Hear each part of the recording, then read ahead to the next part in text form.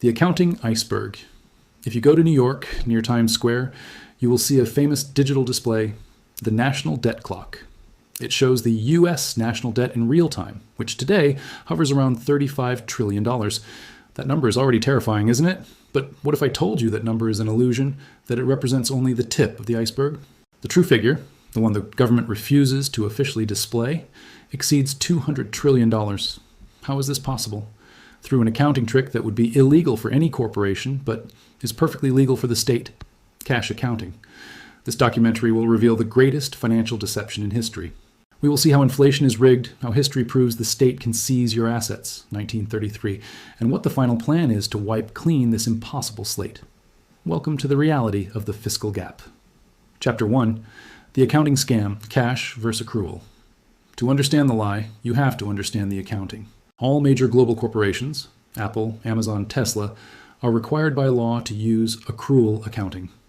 This means that if they promise to pay a pension to an employee in 20 years, they must record that debt in their books today. The US government, however, uses cash accounting. It's like balancing a checkbook. It only counts the money leaving the account today. If the state promises to pay $1 trillion in pensions in 10 years, that debt appears nowhere in the current official debt figures. It is invisible. This is exactly the type of accounting fraud that sent Enron executives to prison. But when the government does it, it's called budgetary management. The official debt of $35 trillion counts only the bonds sold, the past. It totally ignores future promises, social liabilities. Chapter 2, The Real Number, Unfunded Liabilities. So, what is the real number? If we add up Social Security, Medicare, senior health care, and federal veteran pensions using honest accounting standards, GAAP, we get the unfunded liabilities. Economist Lawrence Kotlikoff, a former consultant to the White House, ran the math. The whole isn't $35 trillion, it exceeds $210 trillion. That is nearly 10 times the GDP of the United States. To pay this sum, the government would need to immediately and totally confiscate every dollar of income from every American citizen and every business for several years. It is mathematically impossible. The state has been technically bankrupt for years, but it continues to function because it has the power to print what it cannot tax. Chapter 3, Financial Repression, the Mechanism.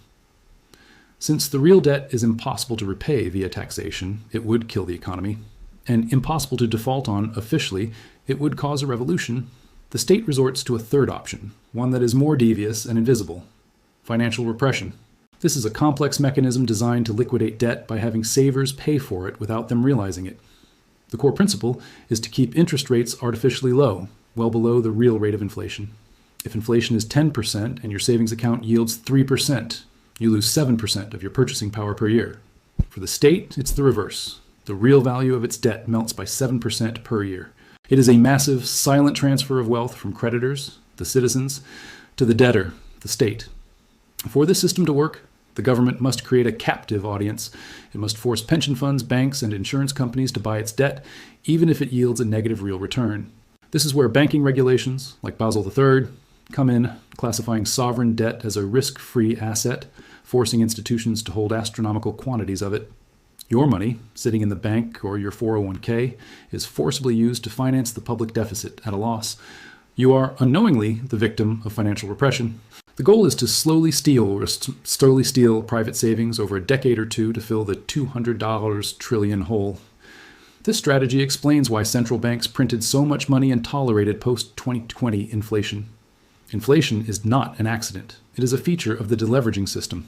History showed after WW2 that this is the only way for a developed nation to reduce a debt-to-GDP ratio of 120% to manageable levels without defaulting.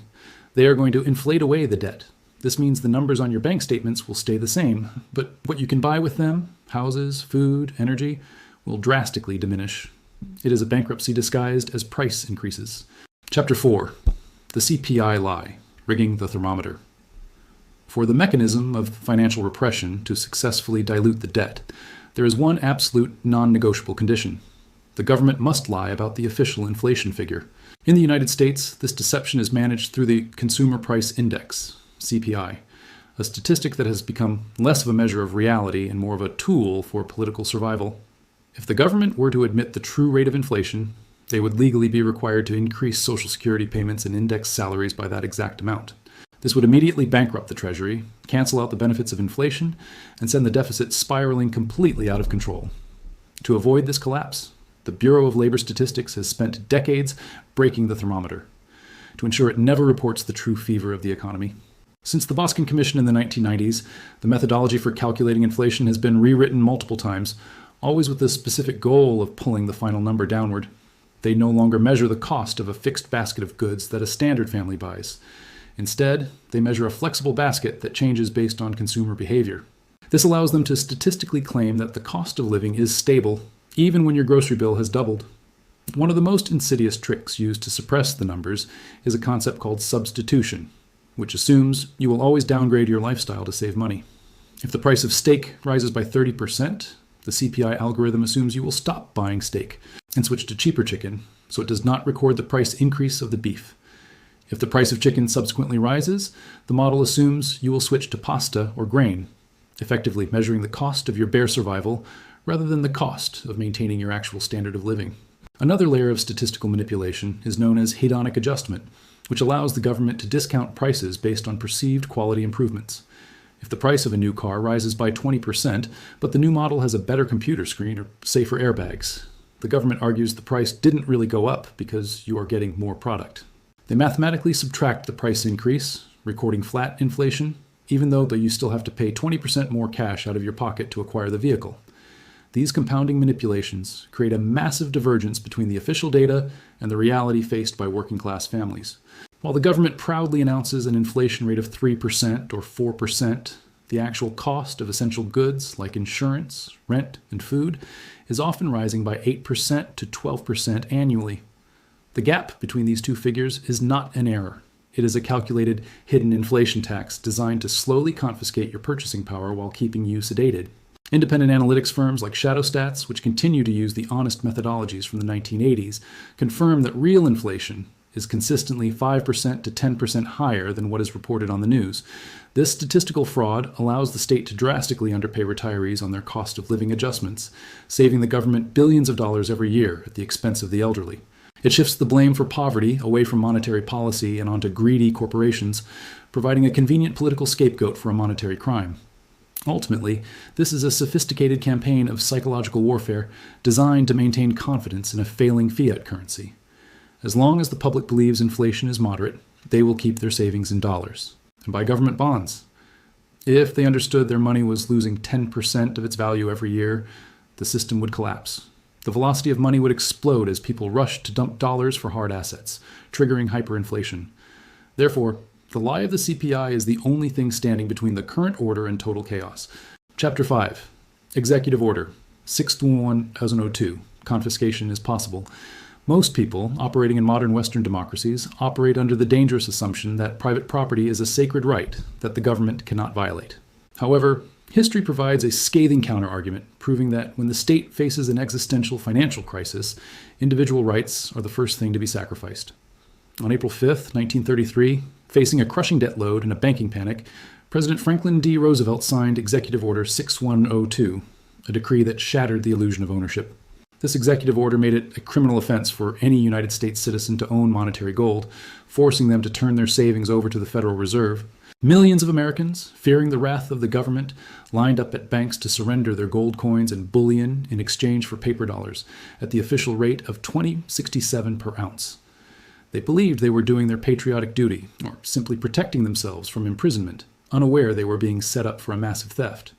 Once the government had secured the physical gold, Roosevelt revalued the gold price to $35 per ounce, effectively devaluing the paper dollars he had just given the people by nearly 70%. This maneuver was a direct transfer of wealth from the private citizenry to the insolvent state treasury, executed with the stroke of a pen.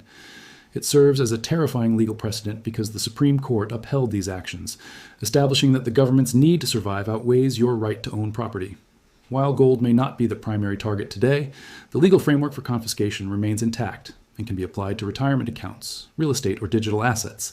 In the modern financial era, this risk has evolved into a mechanism known as the bail-in, which was legalized in the US and Europe following the 2008 financial crisis. Under laws like the Dodd-Frank Act, bank deposits are no longer considered your private money held in a vault. They are technically unsecured loans you have made to the bank. If a major banking institution faces insolvency due to the sovereign debt crisis, they legally have the right to seize a portion of your deposits to recapitalize themselves without a taxpayer bailout. Unlike the fiscal confiscation of 1933, the next great seizure of wealth will not require armed agents knocking on your door to take your gold. It will happen instantly and silently in the digital realm, with a simple software update that freezes your assets or converts your cash into worthless bank equity. We saw a preview of this in Cyprus in 2013, where depositors woke up to find substantial portions of their savings vanished to save the banking system. The lesson of Executive Order 6102 is that the rules of the game are fluid and will always be rewritten to favor the House when the stakes get too high. With a fiscal gap of $200 trillion, the U.S. government is facing a far greater threat today than it did in 1933, making drastic measures a mathematical certainty. Confiscation is the tool of last resort for a bankrupt sovereign. And as we approach the debt endgame, you must realize that nothing inside the system is truly safe. Chapter 6. The Endgame, CBDC and Total Control. The inevitable conclusion of this mathematical tragedy is the implementation of central bank digital currencies, CBDCs, as the new operating system for the economy. The government knows that to manage a debt burden of $200 trillion, they must enforce deep negative interest rates, which is impossible if people can withdraw physical cash. CBDCs are not merely a digital version of the dollar. They are a programmable surveillance tool designed to close the exits and trap your capital within the system. With the introduction of a CBDC, the government gains the unprecedented ability to bypass the commercial banking sector and apply policy directly to your wallet. Financial repression can become surgical and individualized. The central bank could decide to impose a negative interest rate on your savings, effectively taxing you daily for not spending. They would have the power to deduct taxes automatically from every transaction, ensuring that not a single cent of economic activity escapes their revenue collection net. One of the most dystopian features discussed by central bankers is the concept of expiration dates on money to stimulate economic velocity. If the economy is slowing down, the Fed could program your digital dollars to vanish if they are not spent within 30 days, forcing you to consume. This eliminates the ability to save and build intergenerational wealth, turning the citizenry into a class of pure consumers living paycheck to paycheck at the whim of the central planner. Furthermore, CBDCs serve as the ultimate tool for capital controls, which will be necessary when the dollar begins to lose value rapidly. The government could program the currency to restrict or strictly limit your ability to purchase flight capital, assets like gold, silver, or foreign currencies. They could geo-lock your funds, preventing you from moving your wealth across borders, effectively creating a digital Berlin Wall that keeps your labor and value trapped inside a dying economy.